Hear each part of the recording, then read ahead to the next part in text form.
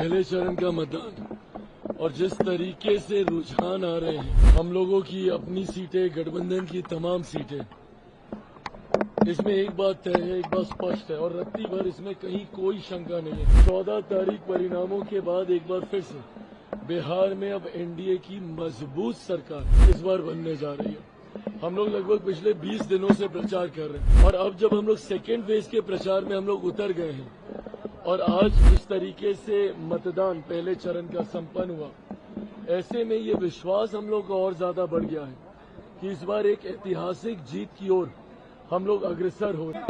मतदान संपन्न हो गया सर, क्या कहेंगे?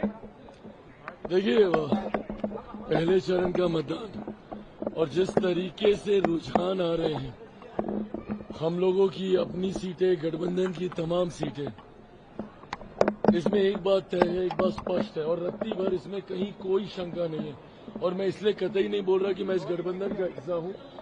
14 तारीख परिणामों के बाद एक बार फिर से बिहार में अब एनडीए की मजबूत सरकार इस बार बनने जा रही है। हम लोग लगभग पिछले 20 दिनों से प्रचार कर रहे हैं और अब जब हम लोग सेकेंड फेज के प्रचार में हम लोग उतर गए हैं और आज जिस तरीके से मतदान पहले चरण का संपन्न हुआ, ऐसे में ये विश्वास हम लोग का और ज्यादा बढ़ गया है कि इस बार एक ऐतिहासिक जीत की ओर हम लोग अग्रसर हो रहे हैं। जिस तरीके से यूनाइटेड एनडीए पर जनता का विश्वास हर बीते दिन के साथ बढ़ता जा रहा है और वहीं दूसरी तरफ महागठबंधन, बिखरा हुआ महागठबंधन और झूठे वादों को लेकर जिस तरीके से ये जनता के बीच गए, जिस तरीके से हर परिवार को हम सरकारी रोजगार दे देंगे।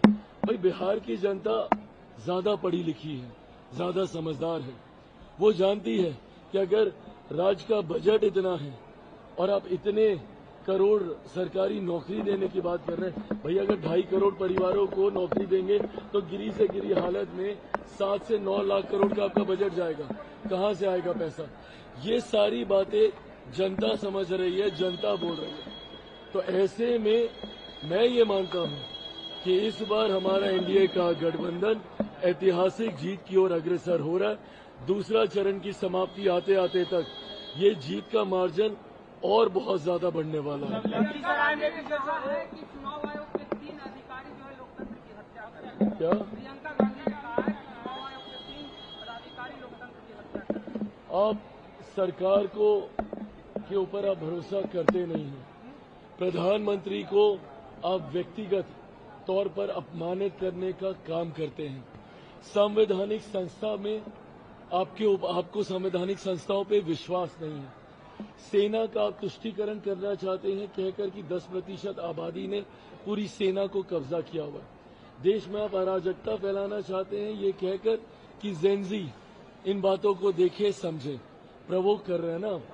ये सारी बातें दर्शाता है कि किस तरीके से देश की सबसे पुरानी पार्टी आज हताशा और निराशा के इस दहलीज पर आ गई है कि वो अपनी हार को पचा नहीं पा रही, इसीलिए वो ठीकरा दूसरों पर फोड़ने के लिए हर संभव बहाना ढूंढ रही है। पहले ईवीएम, अब सारे ईवीएम ठीक हो गए। मजाल है कि गलती से कोई विपक्ष का नेता बोल जाए कि भैया ईवीएम खराब है, उसके बाद नया बहाना क्या, वोटर लिस्ट। अरे प्रभु, अगर वोटर लिस्ट में इतनी गड़बड़ी है तो आप न्यायालय क्यों नहीं जाते? जाइए तो एक बार सुप्रीम कोर्ट जाके बताइए। वहां पे आप प्रेस मीडिया के सामने हंगामा करेंगे, बिहार में आके 10 दिन हलचल मचा के दौड़ भाग करके भ्रमित करने का काम करेंगे। बस जब अधिकृत तौर पर उसकी शिकायत दर्ज करनी होगी तो ना आप चुनाव आयोग के पास जाएंगे, ना आप सुप्रीम कोर्ट के पास जाएंगे। और दूसरा, अगर एसआईआर इतना ही बुरा है तो भाई बाकी के आपके साथी राजनीतिक दल क्या कर रहे हैं? राजद ने तो इस मुद्दे को नहीं उठाया। जहां पर आप छोड़ कर गए वहीं पर इन लोगों ने छोड़ दिया। ना उत्तर प्रदेश में कोई दूसरा विपक्षी राजनीतिक दल उठा रहा है। तो ऐसे में आपके साथ आपके बाकी के तथाकथित सो कॉल्ड इंडिया अलायंस के बाकी के घटक दल कहां हैं इस मुद्दे को लेकर? हकीकत है कि वो भी समझ रहे हैं और मैं मानता हूं कांग्रेस के लिए और राहुल जी, प्रियंका जी के लिए मैं समझ रहा हूं कि तकलीफ की बात होगी। एक के बाद एक हार पचाना आसान नहीं होता। आप इतनी बार आप हारते जा रहे हैं। हरियाणा की हार कोई आसान नहीं रही होगी इन लोगों के लिए समझना। वहां पे जब ये जलेबी बांट रहे थे और सोचे कि यहाँ पे जलेबी छान के ये सब चीजें हो जाएंगी, जिस तरीके से इनको मुंह की खानी पड़ी है हरियाणा में, वही हर्ष इन लोग का बिहार में होने वाला है। And they are anticipating this, they are well aware कि यही होने वाला है, इसीलिए पहले से बहाना। अब चुनाव आयोग के ऊपर ठीकरा फोड़ेंगे कि भैया चुनाव आयोग मिला हुआ है, तो अपना समय भूल गए। भाई वो तो कोई राजनीतिक दल का व्यक्ति नहीं थे जिन्होंने पहली बार किसी संवैधानिक संस्था के ऊपर आरोप लगाए थे।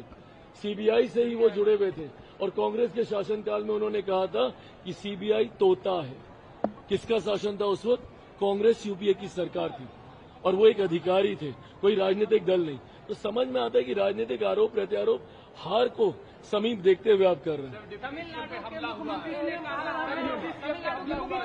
कि कांग्रेस की वजह से मुसलमानों की तमिलनाडु के मुख्यमंत्री ने कहा है कि कांग्रेस की वजह से ही मुसलमानों की इज्जत बची। हाँ तो वो पढ़ ले भाई, सच्चर कमेटी की रिपोर्ट कब आई थी? 2005-6 के आसपास आई थी ना। उससे पहले केंद्र में लंबे समय तक कौन था शासन में? कांग्रेस थी। बिहार में कौन था? राजद थी। और ये कौन सी पार्टी है जो मुसलमानों के सबसे बड़े हितैषी, स्वयं घोषित उनके संरक्षक बने फिर रहे हैं? और क्या किया आपने बदले में आज तक उनके लिए? सिर्फ उनको वोट बैंक बना के रखा।